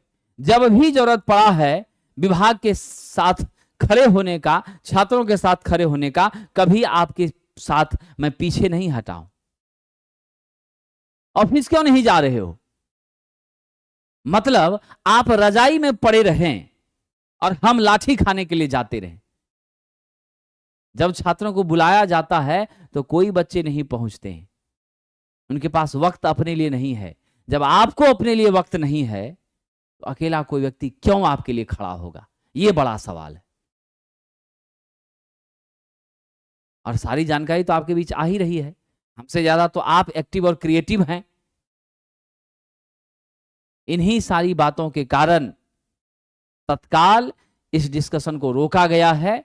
जब परीक्षा की तिथि आ जाएगी पुनः चालू हो जाएगा, जब परीक्षा की तिथि आ जाएगी पुनः चालू हो जाएगा। इसलिए चिंता मत करिए, आपसे मैंने वादा किया है, आपसे मैंने वादा किया है तो हम वादे को निभाएंगे। और 11 सेट करवा ही दिया है, 9 सेट और है, 9 सेट और है, तो उसको भी हम जरूर करवा देंगे। बस परीक्षा की सूचना आने दीजिए, ऑथेंटिक इंफॉर्मेशन, लीगल इंफॉर्मेशन आने दीजिए, पूरी मदद आपकी करेंगे।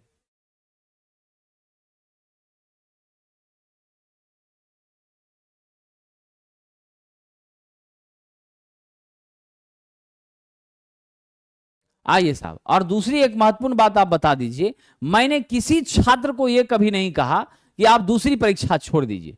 मैंने ये कभी नहीं कहा कि आप एलपी की परीक्षा छोड़ दीजिए, आप टेक्नीशियन छोड़ दीजिए, आप ग्रुप डी छोड़ दीजिए। मैंने हमेशा कहा है बैलेंस्ड स्टडी प्लान रखिए, बैलेंस्ड स्टडी प्लान रखिए, और इस तरीके से आगे बढ़िए कि एक साथ 5-6 जगहों पर आपका रिजल्ट हो। मैं इसी बात का हमेशा से समर्थक भी रहा हूं और मैंने यही कहा भी है।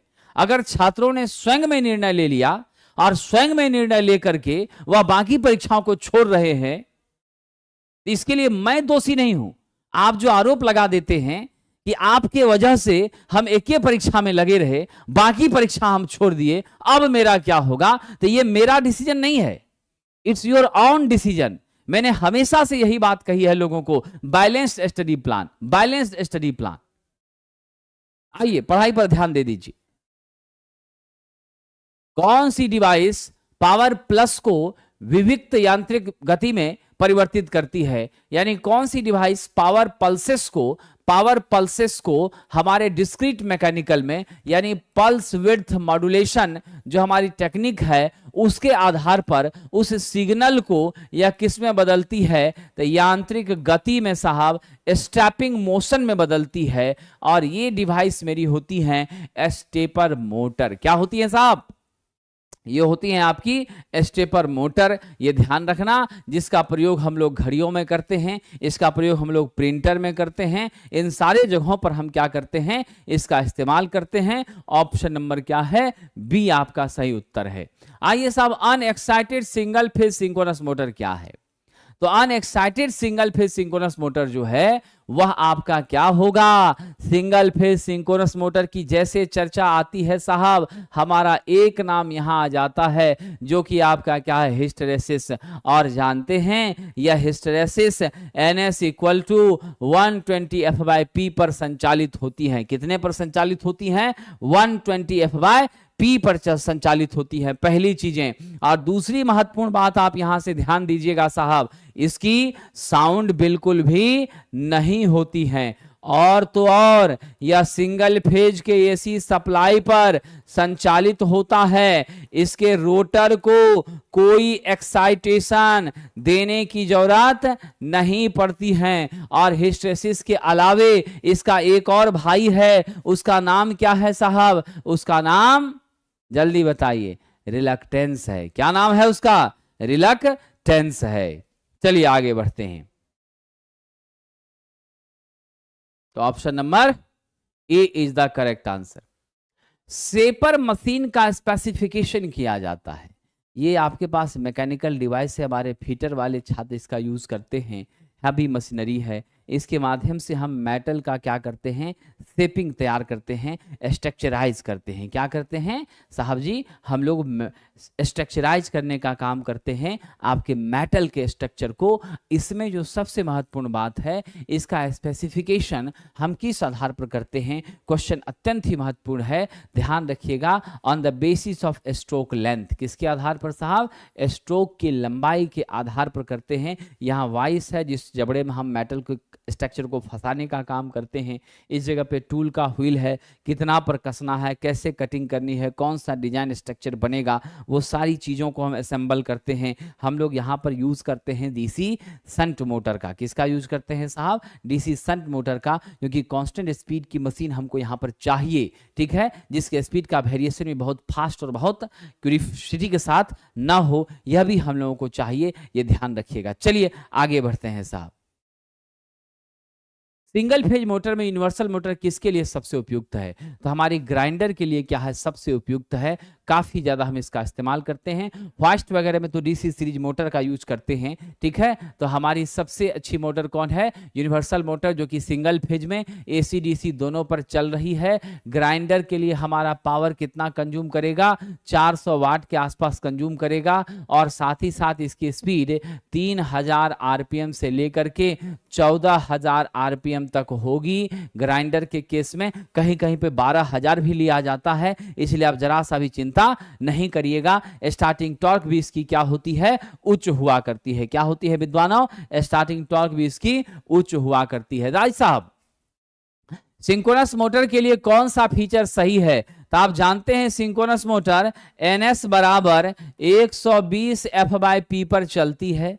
लोड को आप कितना भी बदल दीजिए, इसके गति में कोई परिवर्तन साहब नहीं होता है। यह सदैव एक कांस्टेंट स्पीड पर क्या होती है साहब? चलती रहती हैं। कह रहा स्वचालित होती हैं, गलत बात है। विद्युत इकाई पावर फैक्टर, गलत बात है। यूनिटी, लैगिंग, लीडिंग, हर तरह के पावर फैक्टर पे काम करती है। भार की स्थिति होने के बावजूद वेरिएबल गति वाले मोटर, गलत साहब। भार कैसा भी बढ़ा दीजिए, इसके स्पीड में कोई चेंजिंग नहीं आता है। आपका ऑप्शन नंबर बी है, यानी आपने देख लिया NS इक्वल टू 120 F/P। मेरा NS समानुपाती F का है, मेरा NS व्युत्क्रमानुपाती आपके पोल का है। आप फ्रीक्वेंसी को और पोल को बदल करके बड़े आराम से क्या कर सकते हैं, डेफिनेटली साहब गति के मान को परिवर्तित करने का काम कर सकते हैं, इसमें कोई शक नहीं है। Option B is the correct answer dear friend. चलिए आगे बढ़ते हैं।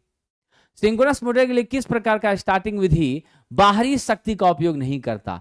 कौन सी ऐसी मेथड ऑफ स्टार्टिंग है जिसमें अलग से एनर्जी, देखिए आपका पोनी मोटर है, अलग से पावर देना पड़ेगा। आपका प्राइम मूवर है तो प्राइम मूवर को भी तो आपको शक्ति देनी पड़ेगी, तभी संचालित होगा।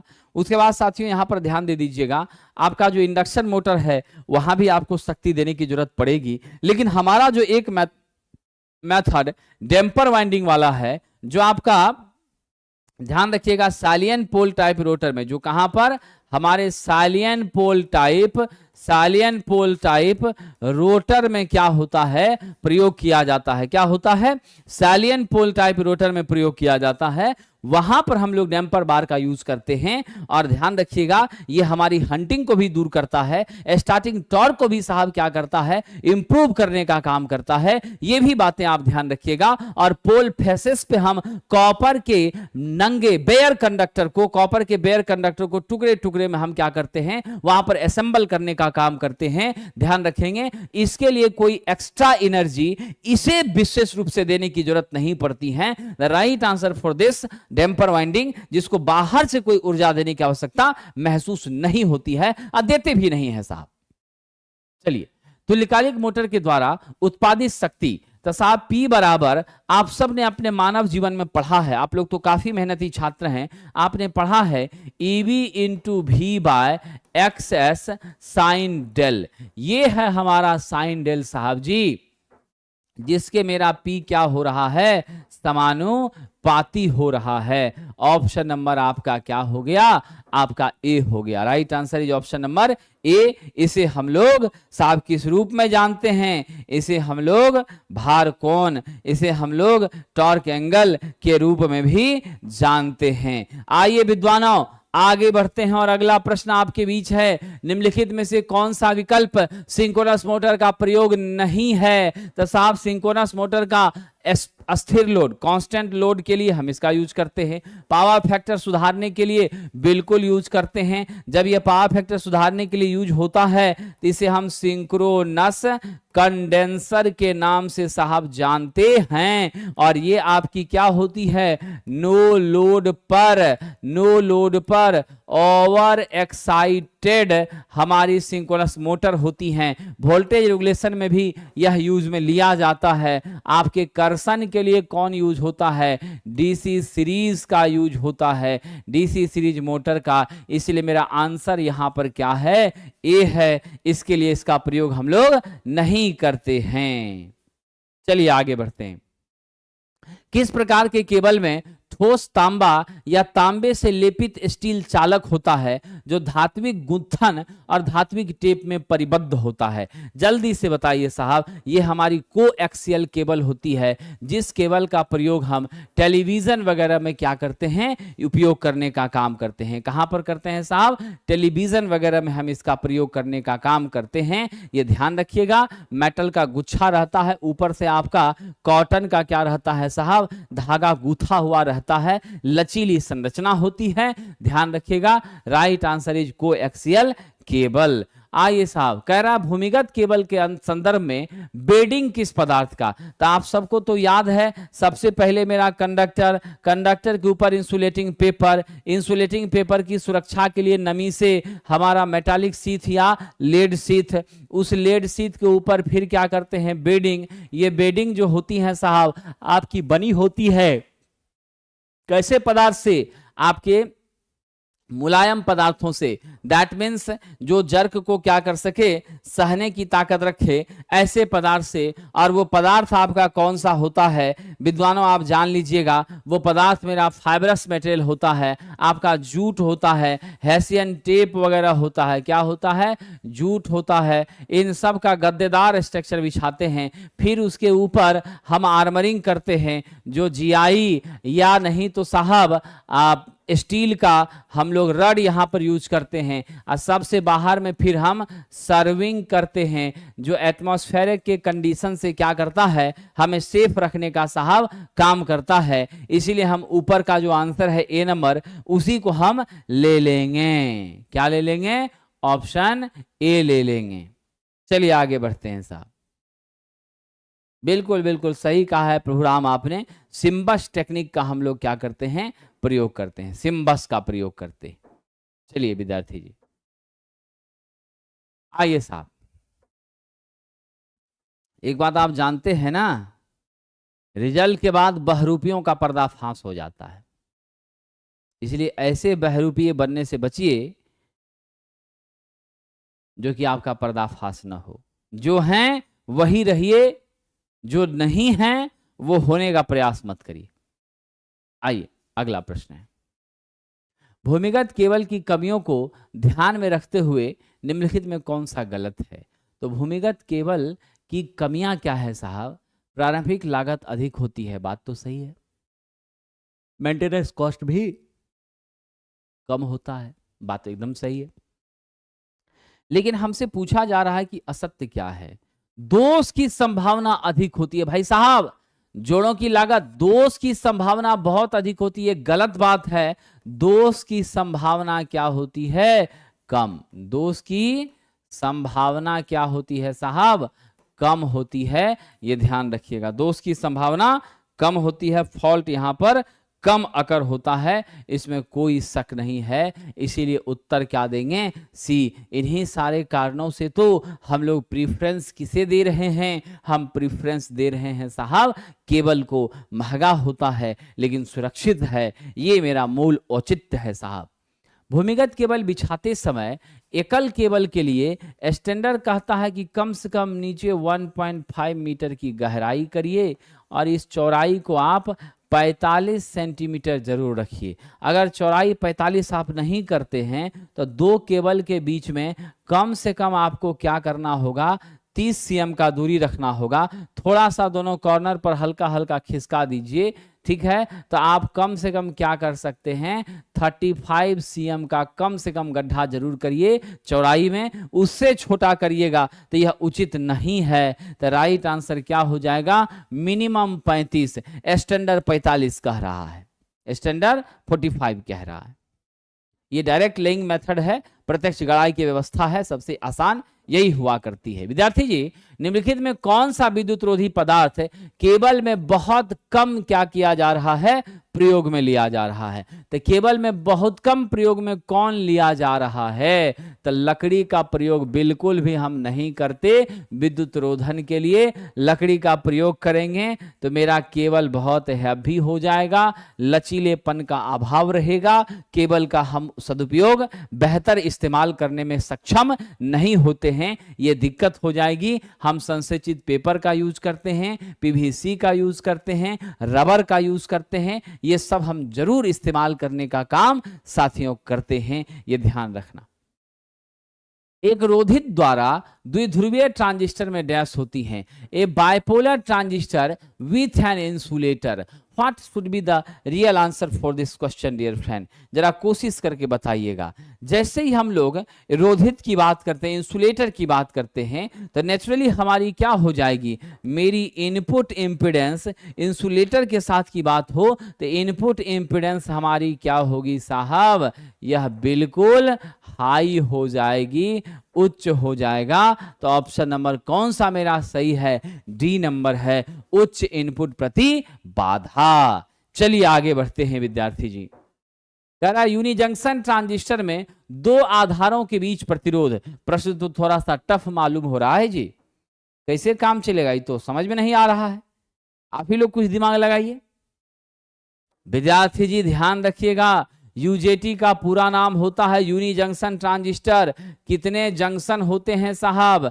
आपका एक जंक्शन होता है। कितने टर्मिनल होते हैं? 3 होते हैं, बेस 1, बेस 2 और इमीटर होते हैं। यहां देख लीजिएगा साहब, यहां करंट का कंडक्शन आपका किसके माध्यम से हो रहा है? ये एन चैनल है, ऑन बिहाफ ऑफ दिस हमारी करंट कंडक्ट कर रही है। अब ये ध्यान रखिएगा, इस यूजीटी की सबसे अच्छी खासियत यह है कि यहां पर साहब क्या होता है? 5000 से लेकर के 10,000 ओम के बीच का दोनों बेस 1 बेस 2 के बीच हमारा प्रतिरोध हुआ करता है। क्या होता है? दोनों के बीच में साहब 5 से 10,000 ओम के बीच का प्रतिरोध होता है। The right answer for this is option number C. क्या हो जाएगा? ऑप्शन नंबर सी हो जाएगा। लेयर कितने हैं? एक जंक्शन हो गया, 3 टर्मिनल हो गया। क्या हो गया साहब? 3 टर्मिनल हो गया और 2 हमारी क्या होती है? लेयर होती है। क्या होती है साहब? 2 लेयर होती है। चलिए आगे बढ़ते हैं। बहुत अच्छा। अगला प्रश्न है, एससीआर और जीटीओ के बीच क्या अंतर है? तो यहां आप देख लीजिएगा साहब, ये जीटीओ का हमारा सिंबल है, ठीक है, और एससीआर के बारे में तो आप लोग जानते ही हैं। एससीआर हमारा इस तरीके का होता है, ठीक है। ये हमारी एससीआर है, यह जीटीओ है। जीटीओ का पूरा नाम होता है गेट टर्न ऑफ थायरिस्टर। क्या होती है? Gate turn off thyristor. SCR की ट्रिगरिंग एक बार जब हो जाए तो उसका ऑफ करना सामान्य रूप से संभव नहीं होता है, लेकिन हम गेट को ट्रिगर करके आराम से जीटीओ को क्या कर सकते हैं? ऑपरेट कर सकते हैं। तो इसीलिए यहाँ पर जो उत्तर आपका हो जाएगा वह क्या हो जाएगा? नकारात्मक gate signal, negative gate signal का इस्तेमाल करके हम इसको क्या कर सकते हैं साहब? चालू और बंद करते हैं, ऑफ किया जा सकता है। नेगेटिव गेट सिग्नल से जीटीओ को क्या किया जाता है? जीटीओ को ऑफ किया जाता है, ऑफ किया जाता है। जबकि हमारा जो एससीआर है वह एक बार जब टर्न ऑन हो गया तो गेट में कुछ भी करिए कोई फर्क नहीं पड़ता है। गेट में कुछ भी करिए कोई फर्क आपका नहीं पड़ता है। ये आप ध्यान रखिएगा। गेट का कोई कंट्रोल एससीआर के ऑन होने के बाद एकदम एससीआर पर साहब नहीं रहता है, ये ध्यान रखेंगे। So the option C is correct. Voltage source inverter का निवेश क्या होता है? VSI इसको हम कहते हैं शॉर्ट में। VSI के इनपुट में आप क्या देते हैं? जरा सोच कर बताइएगा। VSI जो है उसके इनपुट में हम क्या देते हैं? तो सबको मालूम है जब इन्वर्टर है तो DC को किस में बदलेगा? AC में बदलेगा। तो इनपुट में हम क्या दे रहे हैं? DC वोल्टेज दे रहे हैं। क्या दे रहे हैं? DC वोल्टेज दे रहे हैं। ट्रांसमिशन लाइन डैश को जोड़ती है। तो हमारी जो ट्रांसमिशन लाइन है साहब, यह किसको जोड़ती है? आपके सब स्टेशन को जोड़ती है। और उस सब स्टेशन पर क्या होता है? स्टेप डाउन मेरा ट्रांसफार्मर होता है। क्या होता है? स्टेप डाउन ट्रांसफार्मर होता है। फिर वो ट्रांसफार्मर उपभोक्ता के रिक्वायरमेंट के हिसाब से और भी कम मान में उस वोल्टेज को घटाता है। अब फिर आपकी कंज्यूमर के पास हमारी बिजली क्या होती है? पहुंचाने की कोशिश हमारी सफल होती है। तो क्या होता है? पावर स्टेशन से स्टेप डाउन सब स्टेशन को बिजली पहुंचाने का काम ट्रांसमिशन करता है। 33 kV तक हम जाते हैं और 33 kV तक जब जाते हैं तो मेरा सेकेंडरी ट्रांसमिशन होता है। प्राइमरी ट्रांसमिशन 400 kV, आपका 765 kV, 220 kV, इस रेंज में हम लोग क्या करते हैं साहब जी? वोल्टेज का इस्तेमाल करने का काम करते हैं। कह रहा है उद्योगशाला में 100 HP के 3 फेज 415 वोल्ट 50 हर्ट्ज की सप्लाई के लिए बसवार का धारा वहन क्षमता। तो जरा सा हम पावर निकाल लें तो मेरा क्या होता है? 1 HP बराबर 746, लिखा कुछ नहीं है तो टोटल 100 HP है। तो 74600 आपका क्या हो गया? वाट हो गया। ठीक है, आपका वोल्टेज का मान कितना है? 415 वोल्ट है। कितना है वोल्टेज हमारा? 415 15 वोल्ट है। अब जल्दी से विद्यार्थी जी यहाँ दिमाग लगाइए, अब मुझे आंसर बता दीजिए। आप सबको तो मालूम है मेरा पावर कितना होता है, V इंटू आई होता है। I इक्वल टू क्या करिएगा, P बटे V कर दीजिएगा। 74600 डिवाइडेड बाई क्या हो जाएगा 415। 176 जो है लगभग मेरा आता है, कितना आता है 176 नहीं 179 आ रहा है। कितना आ रहा है 179 आ रहा है। अब 179 पॉइंट कुछ आ रहा है तो 179 हुआ तो अप्रॉक्स किसके हो गया 200 एम्पियर आपका दिया हुआ है। तो लगभग कितने तक यूज कर लेंगे हम लोग, लगभग कितने तक यूज कर लेंगे, ध्यान रखिएगा साहब, हम इसका प्रयोग 200 एम्पियर तक के लिए कर लेंगे। कितने तक के लिए कर लेंगे 200 एम्पियर तक के लिए कर लेंगे। जो हमारा अप्रोक्सीमेट वैल्यू उसके आसपास है उसको लेंगे, एडजेक्ट है तो एडजेक्ट लेंगे। कह रहा घरेलू उपयोग के लिए भूसंपर्कन प्रतिरोध का स्वीकार्य मान कितना होना चाहिए। तो हम लोग तो हमेशा चाहते हैं कि मेरे अर्थ का रेजिस्टेंस जितना मिनिमम हो उतना अच्छा है, और जितना मिनिमम रहेगा हमारी डिवाइसेस क्या होगी उतनी सेफ और सुरक्षित साथियों रहेगी, ये आप लोग भी जानते हैं। तो हम इसके लिए क्या प्रयास करते हैं, 0.01 तो बहुत कम हो गया, उतना नेचुरली हमको मिलेगा नहीं, इसीलिए राइट आंसर हम किसको ले लें, ऑप्शन ए को ले लें। Option number A is the correct answer. चलिए, जब चालक पर कोई आवरण न हो तो उसे क्या कहते हैं, बेयर वायर कहते हैं। बिना इंसुलेशन का, बिना कवर का कोई तार ले लीजिए, कॉपर का ही, या नहीं तो कॉपर का जो आपका तार है उसका इंसुलेशन छील दीजिए, जो बच गया तार वो क्या है, बेयर कंडक्टर है, नंगा तार है। ठीक है साथियों, चलिए, फ्लक्स लिंकेज डैश का गुणनफल होता है। यहाँ लीकेज की बात नहीं, लिंकेज है, तो फ्लक्स लिंकेज को हम, लिंकेज ऑफ फ्लक्स को हम कैसे दिखाते हैं, साई से दिखाते हैं। n इंटू फाई होता है, जहां n आपका क्या है, नंबर ऑफ टर्न्स है, नंबर ऑफ टर्न्स है, और फाई आपकी क्या है साहब, फ्लक्स है। तो फ्लक्स और नंबर ऑफ टर्न्स का गुणनफल क्या होता है, हमारी फ्लक्स लिंकेज होती है। तो उत्तर कौन सा दे दें साहब, फेरों की संख्या गुना आपकी फ्लक्स, क्या है, फेरों की संख्या और फ्लक्स। तो उत्तर हमारा डी नंबर हो जाएगा। चलिए साहब, आज के आखिरी प्रश्न की और आप लोगों के आशीर्वाद से हम चर्चा करते हैं, निम्नलिखित में कौन सा एक आदर्श ट्रांसफार्मर के लिए सही है। तो साहब आदर्श ट्रांसफार्मर में क्या क्या जानते हैं, आदर्श ट्रांसफार्मर आप जानते हैं मेरी पीआई भी 0, मेरा पीसीयू भी 0 है ना, फ्रिक्शन लॉस तो 100% 0 है, वाइंडिंग का रेजिस्टेंस 0, वाइंडिंग का रिएक्टेंस आपका क्या हो जाएगा 0। ठीक है, उसके बाद साहब आपका सप्लाई वोल्टेज, आपका इंड्यूस ईएमएफ सब आपका आपस में बराबर, V1 V2 के बराबर होता है कि नहीं होता है। ऐसी स्थिति में साथियों क्या आप जवाब दीजिएगा, हमारी इफिशिएंसी जब सारी चीज़ें इस तरह से मेंटेन होती हैं, मेरी इफिशिएंसी कितनी हो जाती है, 100% हो जाती है। लीकेज फ्लक्स फाइल का मान भी क्या होता है 0 हो जाता है। तो हम किसे स्वीकार करेंगे, प्राथमिक में प्रति टर्न जो हमारी ईएमएफ इंड्यूस होती हैं सेकेंडरी के ईएमएफ के बराबर होती हैं, यानी E1 must be equal to क्या हो जाएगा, E2 हो जाएगा। क्या हो जाएगा, E1 must be equal to E2 हो जाएगा। बिल्कुल विद्यार्थी जी, तो ऐसी स्थिति में मेरा ऑप्शन क्या हो जाएगा साहब जी, सबसे पहले ध्यान दीजिएगा ऑप्शन नंबर ए आपका सही उत्तर होगा। देखिए कई ऐसे छात्र थे जो टेस्ट वगैरह के बारे में पूछा करते थे, अंतिम में इसकी जानकारी आप प्राप्त कर लीजिए। अगर आप चाहते हैं 50 फुल टेस्ट BSPSCL का हम दें जिसमें कंप्यूटर और ट्रेड का डिस्कशन हो, अब बाकी आपका एक्सप्लेनेशन के साथ नॉन-टेक के क्वेश्चंस मिलें और अनलिमिटेड टाइम दे सकते हैं, तो 50 फुल टेस्ट मात्र 100 रुपए में उपलब्ध है प्लेटफॉर्म ऑनलाइन टेस्ट ऐप पर। और ये इसीलिए दिया गया, ठीक है, ये इसीलिए दिया गया ताकि आप इस बात के लिए आश्वस्त हो जाएं, इस बात के लिए आश्वस्त हो जाएं कि कहीं से भी आपको वॉल्यूम 3 की जरूरत नहीं महसूस होगी, इसी के लिए ऐसा किया गया, पहला चीज। दूसरा है सेशन 6 में आप 51 से लेकर 60 नंबर का टेस्ट दे सकते हैं।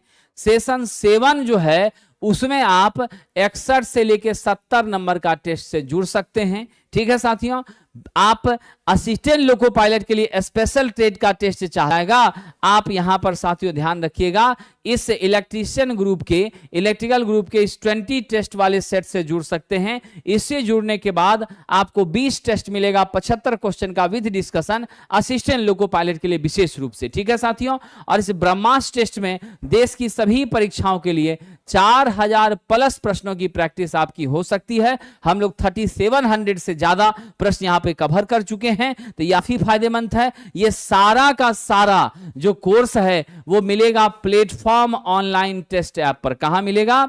ये सारा टेस्ट मिलेगा प्लेटफॉर्म ऑनलाइन टेस्ट, हमारा एक नया ऐप है उसी पर। और इससे संबंधित कोई कंफ्यूजन होती है तो जानकारी के लिए 7079212121 पर आप बात कर सकते हैं। आप साहब लैपटॉप में भी इसको इंस्टॉल कर सकते हैं। मुझे लगता है आपका कंफ्यूजन दूर हो गया। फोटो और फॉर्म की बात है तो आप जाकर के एक बार विभाग में मिल लीजिए, क्योंकि जो समय सीमा थी उसको आप चूक गए हैं, वो समय आपका पार हो गया है। दोबारा से या तो आप मेल पर अपनी समस्या लिख के भेज दीजिए और 48 से 72 घंटे इंतजार करिए, समाधान होता है तो ठीक है, अन्यथा जो विभागीय नंबर है उस पर कॉल करिए। अगर रिस्पांस लेता है तो ठीक है, नहीं लेता है तो आप अपनी प्रॉब्लम अपना प्रिंट आउट निकाल करके, ठीक है, और तब विभाग में जाइए। वहां पर ही आपको क्या होगा साहब, समस्या का समाधान होगा। ठीक है, बहुत बहुत धन्यवाद। कंप्यूटर का डिस्कशन आज नहीं हो पाएगा स्वास्थ्य के कारणों से। तो सुजय सर की स्वास्थ्य जो है वो ठीक नहीं है, इस कारण से नहीं होगी। अगर उनका स्वास्थ्य ठीक हो जाता है तो उन्होंने हमसे कहा है कि कल आपकी कंप्यूटर की जितनी भी बची हुई प्रश्नों की श्रृंखला है उसको एक साथ वो कवर अप करवा देंगे। बहुत बहुत धन्यवाद साथियों।